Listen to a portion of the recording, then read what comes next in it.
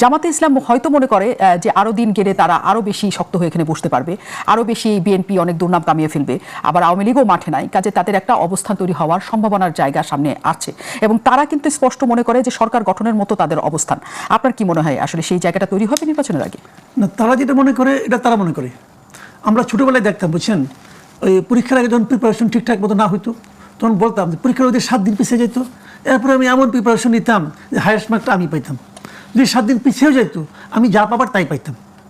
ওই 7 দিনে কিছু হয় না রে ভাই, এই ভোট 7 দিনে হয় না, 3 মাসে হয় না। 3 মাস পিছাইলেই ভোটের হাওয়া চেঞ্জ হয়ে যায় না। আমি অনেককে দেখেছি, আমি আমার খুব ক্লোজ লাইন বলি আপনাকে, সে তার এলাকায় বিএনপি চাঁদাবাজি করতেছে, সে বলতেছে এইবার বিএনপি ক্ষমতায় আসতে পারবে না। আমি বলছি কেন পারবে না? ওই দেখুন আমাদের এখানে বিএনপি কীরকম চাঁদাবাজি করতেছে, পোলাপান যে ছাত্র দল যুব দল করতেছে, বিএনপি এই লোককে ভোট দিবে না। আমি তুমি কী করবা? আমি বিএনপিকে ভোট দেবো না। আমি ভেরি গুড, কাকে দিবা? আর কথা বলতে পারে না, কারণ কাকে দেবে সে আর বলতে পারে না। তখন যখন তার কাছে বিকল্প হিসেবে জামাত আসে তখন সে আর বলতে পারে না। বাংলাদেশের জামাতের এটি ইমেজ, এই ইমেজটা শুনতে খারাপ শোনা যেতে পারে। অনেকে বলে জামাতের এত লোক হয়েছে, আবার একজন লোক আমাকে এটাও বলছে জামাতের এত লোক হওয়া মানে হলো গিয়া জামাতের সারা দেশে যত ভোট আছে সবগুলো এইগুলি, এই কটাই তাদের ভোট। তো এটি হলো রিয়েলিটি ভাই। মিটিং কত বড় হয় এটা দেখে আপনি বুঝতে পারবেন না যে সাধারণ মানুষের মধ্যে তাদের জনসমর্থন কি পরিমাণ আছে। জামাতের নামে আমি আজকে একটা কথা বলেছেন, তারা বলেছেন সংস্কার, বিচার, জুলাই সনদ বাস্তবায়ন না হওয়া পর্যন্ত নির্বাচন হলে তারা মানবেন না, তারা আন্দোলনে যাবেন। এখন সংস্কার, বিচার সবগুলোই আসলে দীর্ঘমেয়াদী ঘটনা। দেখেন, ওনারা যদি না মানেন নির্বাচন, এটা কিন্তু সরকারের জন্য বিব্রতকর। বিব্রতকর এই কারণে যে জামাতও যদি ইলেকশনে না যায় এই সরকার বহুত বেকায়দায় পড়ে যাবে এবং বিএনপিও বেকায়দায় পড়ে যাবে। কারণ আওয়ামী লীগ নাই, একতরফা আওয়ামী লীগ নাই, জামাতও নাই, তাহলে বিএনপি ইলেকশন করবে কার সঙ্গে? এনসিপির সঙ্গে? এটা ভাই কোনো বাস্তব পরিস্থিতি না। বাংলাদেশের ইলেকশনে আসলে 12টা বাজে গেছে। আপনি যে ইলেকশনটা করতেছেন উনি অনেক বলতেছেন কিন্তু ইতিহাসের সর্বশ্রেষ্ঠ নির্বাচন উনি দিবেন, উনি কিন্তু বলেছেন এই কথাটা, উচ্চারণ করেছেন। কি বুঝে বলছেন আমি জানি না, উনি ইতিহাসে বুঝেন কিনা জানি না, সর্বশ্রেষ্ঠ বুঝেন কিনা আমি জানি না। একটা নির্বাচন হতে যাচ্ছে, আপনি একটা কথা মাথায় রেখেন, বাংলাদেশে মিনিমাম 1 কোটি ভোটার আছে, মিনিমাম 1 কোটি ভোটার আছে যারা জীবনে কোনোদিন নৌকা মার্কা ছাড়া অন্য কোনো মার্কায় ভোট দেয় নাই। এদের জন্য আপনি কি বিকল্প রাখছেন?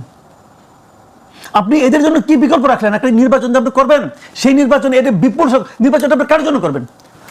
মানে পলিটিক্যাল পার্টির জন্য নাকি সাধারণ মানুষের জন্য? নির্বাচন যদি সাধারণ মানুষের জন্য হয়, আজকে এসি বলেছেন সাধারণ মানুষকে তারা সম্পৃক্ততা চান। যদি সাধারণ মানুষের জন্য নির্বাচন হয় তাহলে যে মানুষগুলো যাকে ভোট দিতে চায় যখন সেই মার্কাটা ওখানে না পাবে তাহলে এটা নির্বাচন হলো। এবং এই নির্বাচনটি বহুত বিপদে পড়বে গভর্নমেন্ট, এবং সবচেয়ে বড় বিপদে পড়বে যারা নির্বাচিত হয়ে আসবে তারা। সারা দুনিয়ার কাছে এই নির্বাচন কতটুকু গ্রহণযোগ্য হবে আমি জানি না, আমি বুঝতে পারি না। কারণ 2014 নির্বাচন আওয়ামী লীগ ক্ষমতায় আসছিল, ওই নির্বাচনটা খুব গ্রহণযোগ্য ছিল। ওই নির্বাচনের কথা যখন তারা নিজেরা উচ্চারণ করতো, খুব কি আনন্দের সঙ্গে উচ্চারণ করতো। তো এরকম একটা নির্বাচন আয়োজন করতে যাচ্ছেন ইউনূস সাহেব এবং ভাবতেছেন যে ইতিহাসের সর্বশ্রেষ্ঠ নির্বাচন করে ফেলাবেন। কিন্তু কেন করবেন ভাই? কিন্তু এই যে প্রেক্ষিত এখন চলছে তাতে আওয়ামী লীগকে নির্বাচনের জন্য অনুমতি দেওয়াও কি আসলে অন্যরা মানবে? এটা তো আমি বলতে পারবো না। আওয়ামী লীগের নিষিদ্ধ আমি কই নাই, ওই ঝামেলা আমার ফেলান কেন? ওরে ইউনূস সাহেব বুঝবে, উনি কি কারণে করছেন, কি করছেন না করছেন উনি বুঝবে। এটা বিষয়টা কি হবে যে নির্বাচনে উনি যে কাজটা করতে যাচ্ছে, এই কাজটা করার পর সারা দুনিয়ার মানুষ কিন্তু উনি যা বলবে তা ওইটা কিন্তু হবে না, ওটা কিন্তু হবে না। কিন্তু হিউম্যান রাইটস ওয়াচ কি বলছে যে আগে যা ছিল মানবাধিকার পরিস্থিতি এখন ওরকমই আছে। এটা উনি মানবে যে ক্ষমতা থাকে সে মানে? আগে দেখতাম হাসান মাহমুদ বলতো না ওরা ভুল করছে, ওরা টাকা খাইয়া করছে, বিএনপি তাদের টাকা দিচ্ছে, জামাত তাদের টাকা দিচ্ছে বলছে। এখন কে টাকা দিচ্ছে? এখন আওয়ামী লীগ টাকা দিচ্ছে। তাহলে এই সমস্ত আন্তর্জাতিক সংগঠনগুলো কি ব্রিজেল থেকে মাল খায় ভাই? এইগুলো জানেন, শোনেন বিষয়টা হলো কি, ওই যে বলে না যে লাও সেই কদু, আসলে ওইটাই। মানে মুখে বলতেছে, কেউ কিছু বলার সাহস পাচ্ছে না, কেউ বলতে পারছে না। আপনি এমন একটা এনভায়রনমেন্ট আপনি ক্রিয়েট করছেন যে আওয়ামী লীগের লোক বলতে পারছে না যে আমি কোথায় ভোট দিব। Is it democracy?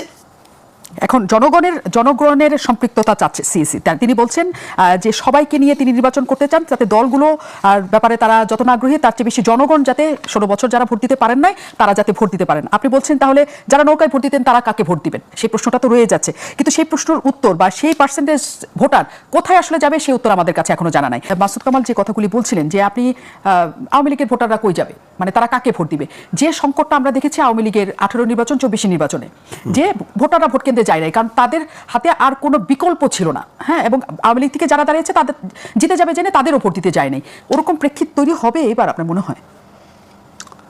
দেখেন, এটা এখন খেলতে থাকবে, মানে জামাত নিশ্চিত হওয়ার জন্য এনসিপি আর একটু সময় নেওয়ার জন্য তাদেরকে হয়তো 2027-28 পর্যন্ত ইউনিসেফকে রেখে সেটা দেশে যে অবস্থায় হোক না কেন তারা হয়তো চাইবে যে তাদের অবস্থানটা আরও ভালো হোক, এবং সত্যিকার অর্থে তাদের অবস্থা ভালো হচ্ছে। এনসিপি না, মানে জামাতের। তো জামাতের জন্য এটা একটু আর্লিটা মানে একটু তাদের জন্য কঠিন হয়েছে। কঠিন হলেও মানে পরিস্থিতিটা কিন্তু বদলে গেছে, মানে আগের অবস্থায় নেই। কিন্তু এখন কথা হলো যে কোন রাজনৈতিক দল আসবে না আসবে। যেমন আগে এটা শেখ হাসিনার সময় আমরা এটি শুনতাম, কে আসবে না আসবে এটা ব্যাপার নির্বাচন কমিশনের ব্যাপার না, নির্বাচন কমিশনের ব্যাপার না, সরকারেরও ব্যাপার না। কিন্তু একটা ব্যাপার আছে, আপনার তো কাঠামো ছিল না, আপনি নির্বাচনটা কে করবে? ডক্টর ইউনূস আমি মনে করি যে এই কাঠামোতেও ওনার অধীনে নির্বাচনটা হওয়া উচিত না, কারণ এই সরকার বিতর্কিত হয়েছে, এখনও দুজন উপদেষ্টা আছে, তার এটা আরও ক্লিয়ার করার দরকার ছিল। ফলে মানে একটা যদি তত্ত্বাবধায়ক সরকার আসে সেই কাঠামোর অধীনেই নির্বাচনটা হবে, সেখানে কাউকে পা ধরে আনতে যাবে না। এখন ধরেন আমি নির্বাচনটাকে মানে ওই যে 1 কোটি ভোটার আওয়ামী লীগের, তো সেটার জন্য কি এখন এখান থেকে কি প্লেন ভাড়া করে দিল্লিতে যে শেখ হাসিনাকে রিকোয়েস্ট করবে? সেটা কি মানে বর্তমান রাজনীতি বাস্তবতা সেটা কি অ্যালাউ করে না? তিনি হচ্ছেন একটা হত্যা মামলার মূল আসামি। তাহলে কে বিকল্প কোনো আওয়ামী লীগ তো তাকে রিপ্রেজেন্ট করেনি যে না ঠিক আছে আব্দুল হামিদ আর সেলিনা হায়াত আইবি নেতৃত্ব করে দিলাম, আচ্ছা ওদের সাথে তোমরা কন্ট্যাক্ট করো, বা তারা কোনো উদ্যোগ নেবে তেমনও তো দেখা যাচ্ছে না। তাহলে কি করবে? তাহলে যেটা করবে তত্ত্বাবধায়ক সরকার একটা নিউট্রাল নির্বাচন কমিশন থাকুক, ভাই আপনার ইচ্ছা হলে আপনি যান ইলেকশনে, না হলে যান, কারণ হাতে পায়ে ধরে ওই পার্টিসিপেশনটা। কিন্তু এই সরকার যদি বলে যে যার ইচ্ছা যান, তাতে এই সরকারের ক্ষেত্রে কি অসুবিধা? না, কোনো অসুবিধা নেই, কিন্তু ওই যে সরকারটা ঠিক থাকতে হবে, একটা তত্ত্বাবধায়ক সরকার থাকতে হবে। ইউনূস সাহেবও করতে পারতেন, কিন্তু ইউনূস সাহেবের ঘর তাহলে খালি করতে হবে, খালি করে এটা রিয়েল একটা নিউট্রাল গভর্নমেন্ট করতে হবে। যেটা কিন্তু বলা হচ্ছে যে উপদেষ্টাদের সাথে এনসিপির কোনো সম্পৃক্ততা নাই। কি সম্পর্ক নাই? 100% আছে, অবশ্যই আছে, স্বয়ং ডক্টর ইউনূসেরই আছে, ডক্টর ইউনূসেরই আছে, কারণ তার আশীর্বাদ না পাইলে এই ধরনের দুইজন উপদেষ্টা থাকে কি করে? সারা দেশে এই যে এনসিপির যে প্রোটোকল আমরা দেখলাম, মানে পুরো বাহিনী, নিরাপত্তা বাহিনীর সমস্ত পোর্শনগুলো দিয়ে যেভাবে মিছিল মিটিংগুলি করে, এটা তো নজিরবিহীন। এটা তো একটা সরকারি দল যেভাবে করে, শেখ হাসিনার সময় আওয়ামী লীগ যেভাবে করছে ঠিক সেভাবেই এনসিপি করছে। এটার জন্য ডক্টর ইউনূসের সরাসরি দায় আছে, এবং এটা কেউ হয়তো জবাব চাচ্ছে না, কারণ বিএনপি একটু নমনীয় হচ্ছে যে তারা মনে করে যে আচ্ছা যাই হয়েছে নির্বাচনটা হোক, তখন বোঝা যাবে ওই মাঠে। তো এটা করা উচিত হয়নি ডক্টর ইউনূসের, যতটুকু তার দায় দায়িত্ব তো তার। মানে এখন যদি বলেন যে না আমি তো এগুলি করি না, কিন্তু না, আপনার সময় আপনার গভর্নমেন্টের অধীনেই তো হচ্ছে। আজকে আসলে বিএনপির বিজয় মিছিল কি আপনার কাছে সেটা বার্তা দিচ্ছে যে এই আন্দোলনে আসার বিষয়ে, আন্দোলনের নির্বাচনে আসার বিষয়ে বিএনপির সামান্যতম দ্বিধা বা অন্য কিছু আছে, বা এই সরকারের আমলে এই সরকারের অধীনে তারা করতে চায় না, এমন কোনো ইঙ্গিত কিন্তু বিএনপির তরফ থেকে আমরা অন্তত দেখছি না। দেখছি না, তারা এটাকে মানে পাত্তা দিচ্ছে না। মানে এখন ওই মাহফুজ বা আসিফ থাকার কারণে যে খুব বেশি উল্টায় মানে ইয়ে করতে পারে তা না, কারণ প্রশাসন অলরেডি তাদের নিয়ন্ত্রণে চলে আসছে। এখন সমস্ত ডিসি, এসপি, ওসি সব তারা বিএনপি। তো সুতরাং এখন এইগুলি এবং নির্বাচনে তো এরাই ফ্যাক্টর। তো এই জন্য ওই 2-4 জন মানে থাকাটা অস্বস্তিকর, কিন্তু এটা না বিশাল একটা অবস্টাকল, সেটা তারা মনে করছে না। আর আমি বলি কি যে আমাদের একটা কাঠামোটা দাঁড় করানো দরকার, সেই কাঠামো যাতে কেউ না ভাঙে। এরপরে আপনাকে ছেড়ে দিতে হবে যে আপনার 2 কোটি ভোটার আছে, আপনার 1 কোটি ভোটার আছে, আপনাকে ওই নির্বাচন কমিশন বা তত্ত্বাবধায়ক সরকার দাঁড়ে দাঁড়ে যাবে না ভিক্ষা নিয়ে যে ভাই প্লিজ আসেন, তাহলে তো নির্বাচন অংশগ্রহণমূলক হচ্ছে না। আমরা যদি ওই কাঠামোটা একবার গড়ে তুলে দিতে পারি, একটা সেট, তারপরে নির্বাচন হোক, যার খুশি সে অংশ নিক, যার খুশি সে অংশ নিক না। কিন্তু আগের অবস্থাটা কি ছিল? আগে তো যেহেতু দলীয় সরকারের অধীনে নির্বাচন, তখন শেখ হাসিনার সরকারের দায়বদ্ধতা ছিল যে সবাইকে আনার, কিন্তু তারপরেও সে আনে নাই, যার কারণেই তো আজকের এই পরিণতি, রাজনৈতিক এই বিপর্যয়। এখন এই বিপর্যয় থেকে উঠতে গেলে কি করতে হবে? তাহলে ওই সময় যে আন্দোলনের মূল দাবি ছিল যে তত্ত্বাবধায়ক সরকার চাই, তত্ত্বাবধায়ক সরকার অধীনে নির্বাচন হবে, ওই রকম একটা কাঠামোটা আমরা তৈরি করি, প্রডিউস করি, দেন রাজনৈতিক দলগুলো তার মতন করে। এখন আওয়ামী লীগ যদি মনে করে যে না তার সে যেটা করছে সেটাই ঠিক, কোনো ভুল নেই তার, সেই যেমন জামাত ইসলাম 71-এর কোনো ভুল স্বীকার করে না, এরাও তেমন মনে করে যে না তাদের কোনো ভুল নাই, সেই অবস্থান নিয়ে যদি আওয়ামী লীগ এখন বসে থাকে, তাহলে হাতে পায়ে ধরে এই নির্বাচনে অংশগ্রহণ করানোর দায় এটা কারোরই নেওয়া উচিত না। এটা সংবিধানে থাকবে, তত্ত্বাবধায়ক সরকার এবং তার অধীনে নির্বাচন হবে, ফলে যার খুশি সে নির্বাচন করবে, যার খুশি সে নির্বাচন করবে না। এইটা ছাড়া রাজনৈতিক দলগুলো যাতে কোনোভাবেই ব্ল্যাকমেইল না করতে পারে, প্রতিবার নির্বাচন আসবে আর ব্ল্যাকমেইল করবে যে না আমার এই দাবি পূরণ করতে হবে, ওই দাবি পূরণ করতে হবে, না হলে আমি নির্বাচন আসবো না, এটা চলতে পারে না। মাসুদ কামাল, যে প্রসঙ্গটি আসছে মোস্তফা ফিরোজ প্রথমেও সেটা বললেন, এবং আজকে যেটা হয়েছে মির্জা ফখরুল ইসলাম আলমগীরও বলেছেন একটা সংবাদ সম্মেলনে যে এই নির্বাচনটা আসলে 3 মাসেই করা সম্ভব, এবং আইন শৃঙ্খলা বাহিনীর যে পরিস্থিতি তারা দেখতে পাচ্ছেন তাতে তাদের মনে হচ্ছে যে নির্বাচনটা যে কোনো সময় করার মতো পরিস্থিতি বাংলাদেশে তৈরি আছে। কিন্তু আইন শৃঙ্খলা পরিস্থিতি আমরা যা দেখছি সাধারণ জনগণ হিসেবে, তাতে নির্বাচন নির্বাচন এত বড় একটা জাতীয় নির্বাচন এত বছর পর করার জন্য আসলে আপনি মনে করেন যে সম্ভব এটা আসলে এখনকার পরিস্থিতি? সম্ভব, কেন সম্ভব হবে না? নির্বাচন তো মনে করেন এক মাস জুড়ে হবে না, তাই না? নির্বাচনের সময় যদি আমি মনে করি যে পুলিশ অপ্রতুল, আর্মি তো এখনই ম্যাজিস্ট্রেসি পাওয়ার নিয়ে মাঠে আছে না? তো আর্মিকে আপনি ডেপ্লয় করবেন, আর্মি এই কাজ করতে পারবে না। আর্মি তো দেশের নানা রকম আপনার নানা রকম দুর্ঘটনা দুর্বিপাকে তো আসে মাঠে, আসে না? তো আমাদের জন্য এর চেয়ে বড় কি আছে, ঘটনার কি আছে? এই ঘটনা তো আসবে, মাঠে নামবে, আইন শৃঙ্খলা রক্ষা করবে। তাদের কাজ তো ভোটার কার্ডে ভোট দেওয়ানো না, তাদের কাজ হলো ভোট দেওয়া প্রদানের ক্ষেত্রে যদি কেউ বাধা দেয় সেটাকে আটকাবে। কেউ দুর্নীতি করলে, কেউ সমস্যা করলে, সন্ত্রাসী করলে সেটা আটকাবে। তো আমি তো কোনো প্রবলেম দেখি না। নির্বাচন হওয়া সম্ভব, 3 মাসে হওয়া সম্ভব। আমি তো শুরু থেকে বলতেছি নির্বাচন হওয়া উচিত ছিল অক্টোবর থেকে, সেখান থেকে আপনি দিলেন ডিসেম্বরে, বিএনপি দিল ডিসেম্বরে, ঠিক আছে, ডিসেম্বরে মানা যায়। ফেব্রুয়ারি নির্বাচন তো ভালো হবে না, ফেব্রুয়ারির সময়টা খুব সুইটেবল টাইম না, কারণ ফেব্রুয়ারির কদিন পরেই হবে আপনার রোজা, এবং বাংলাদেশের রোজার সময় দ্রব্যমূল্য নিয়ে একটা ক্যাচাল বাজেই, সবসময় বাজে। নতুন গভর্নমেন্ট দায়িত্ব নিয়ে ওই ক্যাচালের মধ্যে পড়বে। এটা একটা ইন্টেনশনালি হতে পারে যে নতুন যারা গভর্নমেন্ট হবে তাদেরকে এরা বুঝাইলো তুই তো ক্ষমতায় যেতে চাস, দেখ কেমন লাগে, এটা বুঝাই দিল আর কি। এটাও হতে পারে, কিন্তু বিএনপির উচিত ছিল কোনো অবস্থাতে ডিসেম্বর থেকে 1-2 পরে না যাওয়া। বিএনপি কি মনে গেছে, বিএনপি মনে করছে যে কোনো মতো এখানে চেয়ারে বসলে যে আনন্দ আর আনন্দ, ওই আনন্দের আশায় গেছে আর কি। যা কিছু করে সব মানে খালি ইলেকশনটা আমাদের দাও, ফেব্রুয়ারিতে দাও, ভালো হচ্ছে না এটা, কিন্তু এটা আরো আগে হওয়া হচ্ছিল। কিন্তু যে সবাই মিলে যে নির্বাচনের কথা বলছে, আগের কথা বলছেন, কিন্তু ফেব্রুয়ারিতেও আপনারা বলছেন দেরি হয়ে যাচ্ছে, কিন্তু ফেব্রুয়ারিতে হওয়ার ক্ষেত্রেও অন্য রাজনৈতিক দলগুলো, এনসিপিকে আমরা তুলনামূলকভাবে এক পাশে আমরা এখন দেখতে পাচ্ছি, তারা এখন মূল ক্রীড়নকের ভূমিকায় দেখতে পাচ্ছি না। এনসিপি যে অবস্থানে এসে দাঁড়িয়েছে, এনসিপি কিন্তু বারবার বলছিল যে তারা কোনোভাবেই এই সংস্কার ছাড়া, বিচার ছাড়া সে নির্বাচন তারা চায় না, কিন্তু তাদের আমরা খুবই যে কঠোর একটা প্রতিক্রিয়া দেখেছি তাও না। আপনার কি মনে হয় যে এনসিপি আসলে পুরো এই ঘটনার থেকে নিজেদেরকে গুটিয়ে নিচ্ছে বা গুটিয়ে নেওয়ার অবস্থা? গুটিয়ে নিচ্ছে না, এনসিপি জানেন কি, এনসিপি স্তব্ধ হয়ে গেছে আর কি। স্তব্ধ হয়ে যাওয়া মানে তারা বোঝার চেষ্টা করতেছে যে ডক্টর ইউনূস আমাদেরকে এই রাজনীতিতে আনলো, সে কি আমাদেরকে ত্যাগ করলো, সে কি পটি মারলো, সে এটা কি করতেছে। আমার তাদের কাছে আশা ছিল যতদিন সম্ভব থাকে। দেখেন আমি একটা কথা বলি আপনাকে, এনসিপি এবং জামাতের মনস্তত্ত্বটা বোঝার চেষ্টা করেন।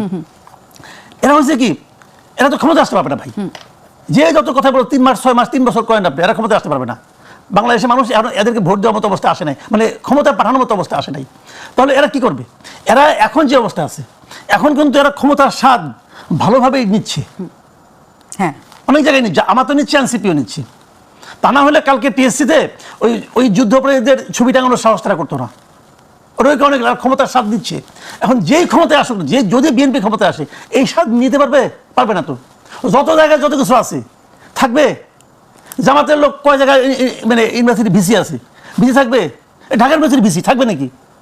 থাকবে না তো, দেখেন আপনি, থাকবে না। এই ঢাকা ইউনিভার্সিটি ভিসি মার্চিয়ারে পাবেন না খুঁজার, এটা রিয়েলিটি। এদের ধরে আনছে, এই এখানে আনছে, এখানে পাঠাচ্ছে, এগুলো একটাও থাকবে না।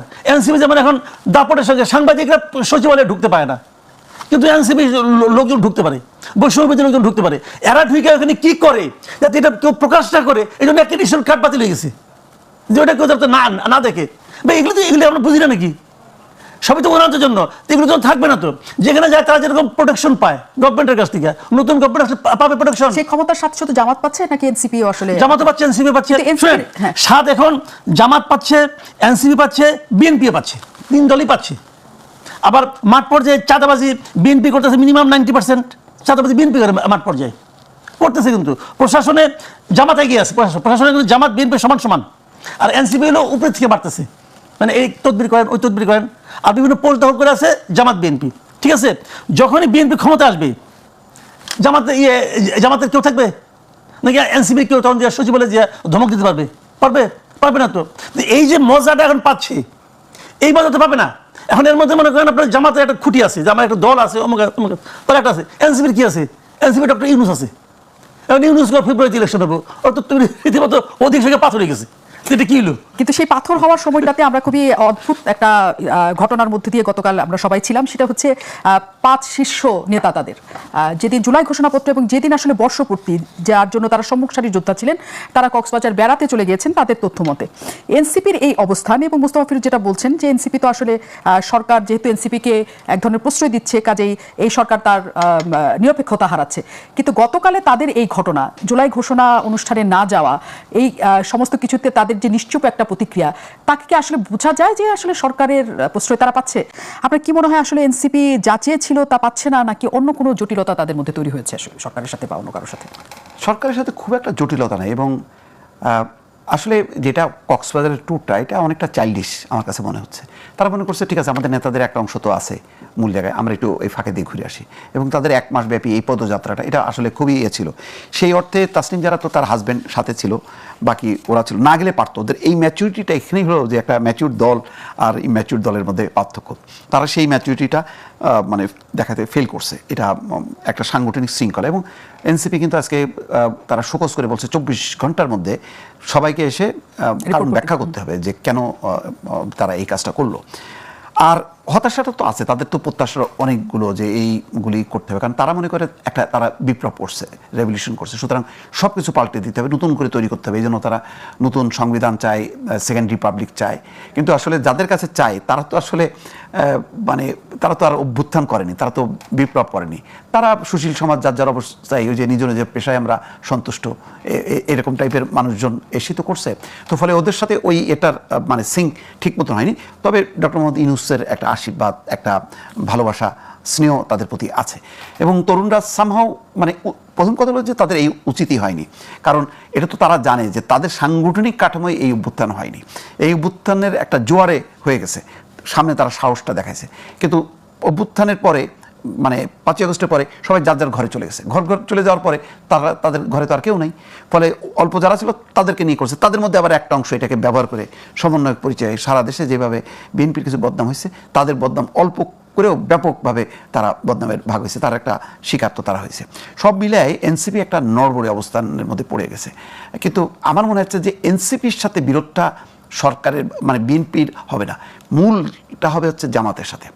এবং এনসিপি আমার ধারণা যে তাদের স্ট্রাকচার অনুযায়ী তারা আসলে জামাতের সঙ্গে অবস্থান করবে না, তারা হয়তো বিএনপির দিকেই চলে আসবে। তাদের রাজনীতির যেই মানে ধারা বা তাদের আন্তর্জাতিক যেই রাজনীতির লিবারেল ডেমোক্রেসি প্র্যাকটিস করবে, তো তারা সেটাই তো কমিটমেন্ট, সেটা মিলবে বিএনপির সঙ্গে। তো ফলে জামাতের সাথে একটা তাদের ক্ল্যাশ তৈরি হবে, মানে ক্লাস তৈরি হবে বিএনপি সহ আদার্স। এবং মুক্তিযুদ্ধ, স্বাধীনতা, এগুলি নিয়ে তো অলরেডি ডিফারেন্সটা একদম। কিন্তু মাসুদ কামাল, মুস্তাফা ফিরোজের এই উত্তরটা আপনাকে জানতে চাই। কিন্তু সবসময় এনসিপিকে বলা হতো জামাত ঘেঁষা দল, কারণ এনসিপির যখন কোনো আন্দোলনে কেউ আসতো না তখন বলা হতো জামাত এবং ছাত্র শিবির থেকে তাদের ওখানে লোক পাঠানো হয়েছে, এবং সেটার প্রমাণও পাওয়া গেছে। এবং বলা হয়েছে যে তাদের মধ্যে একটা সখ্যতার জায়গা আছে। আসলে এনসিপির সখ্যতা কাদের সাথে? আসলে তারা কি এরকম কোনো জোট বাঁধতে পারবে কোনো দলের সাথে? আমি কিন্তু মনে করি না যে তারা জামাত ঘেঁষা দল। জামাত বিভিন্ন জায়গায় তাদের লোকবল মানে শিবিরের লোকবল এনসিপি মিটিংয়ে গেছে, এটা আমি সন্দেহ করি। এবং এটা করার কারণ আছে, ওটা ছিল জামাতের রাজনীতি, পার্ট অফ দেয়ার পলিটিক্স। এনসিপিকে বড় করে দেখানোর জন্য না, তাদের পলিটিক্যালি এটা তারা একটা স্ট্র্যাটেজি তারা নিয়েছিল যে ওদেরকে বড় করে দেখাবো আমরা এখন। আবার যখন প্রয়োজন হয় নাই তখন আবার যায় নাই, যেমন শহীদ মিনারে যায় নাই তারা। এটা তাদের পলিটিক্স, কিন্তু মানে ওদেরকে ভালোবেসে গেছে তা না, কিন্তু তারা একটা বিকল্প কিছু তৈরি করার চেষ্টা করছে। তাদের পলিটিক্সটা কি, তারা চাচ্ছে যে বিএনপির পেয়ালার তাদেরকে দাঁড় করতে চাচ্ছে।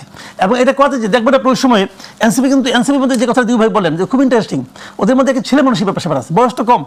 মানুষ তো ভাই খালি বই পড়ে শিখে না, মানুষ কিন্তু ঠিক শিখে, অভিজ্ঞতা করে শিখে। যেমন এইবার তারা গেল ইয়েতে কক্সবাজারে, আগামীতে কোনো অনুষ্ঠানে কিন্তু এইভাবে যাবে না, ঠিক শিখছে। তো ঠিক শিখে ওরা অনেক কিছু শিখুক। আমি তো এই পার্টির ভালো চাই, এই পার্টির আগামীতে শক্ত হোক। ওরা কিন্তু শুরুতেই যে ঝামেলাটা করছে, ওদেরকে ঝামেলায় ফেলাই দিতে আসলে ইউনূস সাহেব নিজে। মানে এনসিপির যদি আপনি খুঁজেন, এনসিপিতে একবার হয়েছে কি, আমি যে কথা বলতেছিলাম যে ওরা করছে কি সবাইকে অ্যাটাক করছে, সবাইকে অ্যাটাক করে মনে করছে যে আমার সঙ্গে ইউনূস সাহেব আছে, আমার তো আর কাউকে লাগবে না। এখন সবাইকে অ্যাটাক করে আসলে ইউনূস সাহেব তো কারোর জন্য না, ইউনূস সাহেব ওনার জন্য। ইউনূস সাহেব বেসিক্যালি এনসিপির সবচেয়ে বড় ক্ষতিটা করছে ইউনূস সাহেব নিজে। কীভাবে করছেন বলি আপনাকে, এই যে ওরা যেখানেই যায় সেখানেই এই যে তাদেরকে প্রোটেকশন দেওয়া হচ্ছে প্রশাসন দিয়ে, পুলিশ দিয়ে, আর্মি দিয়ে, এটা দিয়ে কিন্তু মানুষের কাছে প্রমাণ করে দিছে যে অন্য 5টা রাজনৈতিক দলের সঙ্গে এনসিপির একটা ডিফারেন্সটা কি। এই ডিফারেন্সটা মানুষ ভালোভাবে নাই, একদম ভালোভাবে নেয়। এনসিপির কেউ যদি কোনো রকম চাঁদাবাজি করতো অথবা বলতো তোমাকে ধরাই দেবো, করছে তো, চাঁদাবাজি তো অবাধ হয়েছে, এটা উনি হতে দিয়েছেন। এনসিপির সচিবালয়ে গেছে, এনসিপি না ঠিক ইয়াংরা গেছে, স্টুডেন্টরা গেছে, সচিবালয়ে গেছে, যাওয়ার পরে তদবির করছে। ওই তদবির করতে দেওয়া হয়েছে, যখন আপনি করতে দিবেন ডিসি নিয়োগের ক্ষেত্রে স্টুডেন্টদের ভূমিকা ছিল, এটা সবাই জানে, করতে দেওয়া হয়েছে। তা আমি যখন করতে দিয়েছেন আপনি, এতে কিন্তু সুনাম বাড়ে নাই, বরং এনসিপির প্রতি একটা প্রশ্রয় আছে সরকারের, সেটাই বলা হচ্ছে, এবং সরকার একটু নিরপেক্ষতার জায়গাটা সেখানে হুমকি পড়েছে। অনেক ধন্যবাদ আপনাদের সাথে, এবং আবারও নিশ্চয়ই কথা হবে এই বিষয় নিয়ে। আপনার